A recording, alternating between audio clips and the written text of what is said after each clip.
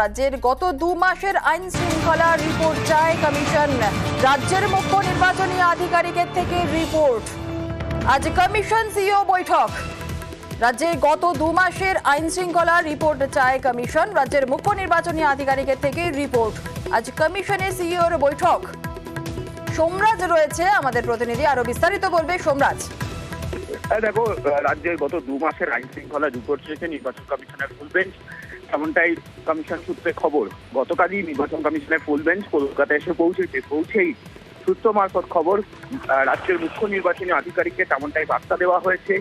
গত 2 মাসের আইন শৃঙ্খলার রিপোর্ট নিয়ে তারা আলোচনা চায়।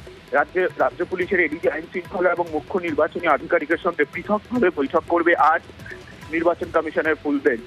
এবং তারপরেই আইন শৃঙ্খলা বিষয় নিয়ে গোটা রিপোর্ট তারা নেবেন। ইতিমধ্যেই রাজ্যের মুখ্য নির্বাচনী আধিকারিকের দপ্তর থেকে বিভিন্ন সময় আইন শৃঙ্খলা নিয়ে রিপোর্ট পাঠানো হয়েছে জাতীয় নির্বাচন কমিশনকে, কিন্তু তবুও পুঙ্খানুপুঙ্খভাবে গত 2 মাসের আইন শৃঙ্খলা নিয়ে আলোচনা চেয়েছে নির্বাচন কমিশনের ফুল বেঞ্চ, তেমনটাই সূত্র মারফত খবর।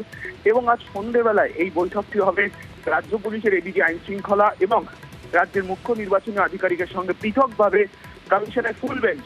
ফুল বেঞ্চের 14 জন সদস্য আজ এই 2 আধিকারিকের সঙ্গে বৈঠক করবে পৃথকভাবে গত 2 মাসের আইন শৃঙ্খলা নিয়ে, তেমনটাই কমিশন সূত্রে জানা যাচ্ছে। বেশ, ধন্যবাদ।